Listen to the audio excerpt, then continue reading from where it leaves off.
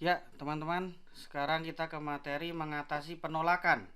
Ada kalanya customer menolak. Menolak itu sebenarnya ya teman-teman, kita perlu tahu alasannya. Biasanya ada 5 alasannya, yaitu tidak ingin.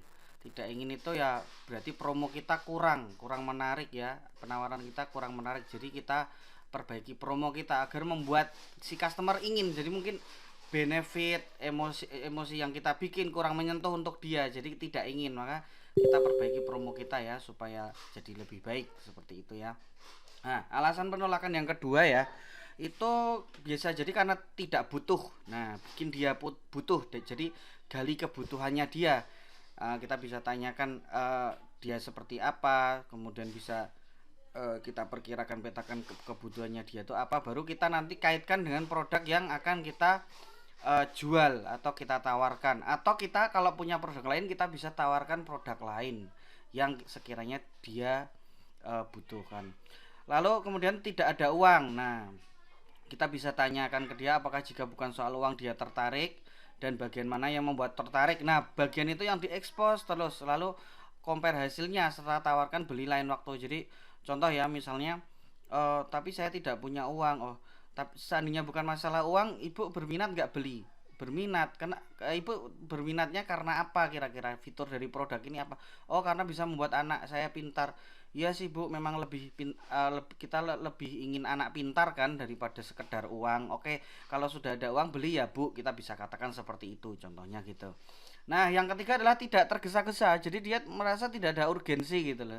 Nah, kita bisa berikan dia scarcity atau suatu hal yang membuat dia merasa takut kehilangan. Misalnya produk ini belum tentu dijual lagi, atau mungkin stoknya terbatas dan lain sebagainya.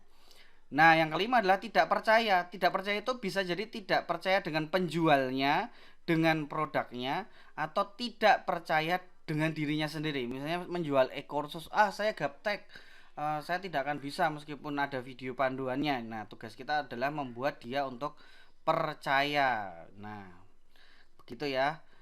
Contohnya adalah misalnya dia tidak percaya diri. Oh iya pak, tidak apa-apa kalau saat ini bapak belum percaya diri. Tapi alumni kami sudah membuktikan dan itu berhasil. Ternyata orang gaptek pun bisa, atau kirimkan testimoni dan lain sebagainya. Ya, jadi intinya Anda harus tahu apa yang menyebabkan keberatannya, dengar dulu, lalu terima dulu. Nah, baru kemudian gali dan urai. Lalu tawarkan solusinya. Nah, kita berusaha merubah penolakan atau kata tidak menjadi mungkin dan akhirnya beli ya. Mungkin itu masih bisa jadi mungkin dia belinya akan bulan depan atau esok akan mencari kita. Nah, dan akhirnya beli. Jadi gitu ya. Eman-eman lead yang masuk ke WA, kalau menolak tidak kita olah nanti sia-sia. Ya, ini contoh-contohnya beberapa kalimat penolakan dan jawabannya. Ini teknik membalik keadaan. Contohnya ya, ketika si customer, saya pikir-pikir dulu ya. Saya pikir-pikir dulu untuk membeli produk ini ya. Nah, kita bisa jawab, apa ada informasi tambahan yang Bapak ingin tanyakan? Kan seperti itu. Siapa tahu dia perlu dibantu. Atau kalau enggak, bisa saya bantu berpikir kan gitu ya. Pancing dia untuk curhat, baru nanti kita dengarkan, kita terima dulu, baru kita berikan solusinya gitu. Nah, ada juga orang yang menolak dengan saya tanya istri dulu. Kita balikan keadaan. Apa tidak sebaiknya Bapak memberikan kejutan untuk istrinya? Atau kapan terakhir Bapak memberikan kejutan untuk istri? Seperti itu. Nah, wah harganya mahal. Balikan. Iya, karena buat orang seperti Bapak harus yang berkualitas. Atau masa belikan istri harga yang murah, Pak? Masa buat anak mau dikasih yang murahan, Pak? Nah, kita bisa membalikan keadaan dengan kata-kata kalau dia keberatan soal harga. Nah, kalau saya belum butuh gimana? Kita bisa balikan juga, justru karena belum butuh ini saat yang paling tepat membeli, Pak, karena jika sudah butuh susah didapatnya. Nah, ini ya, teman-teman bisa membalikan keadaan apapun ya dari customer ya.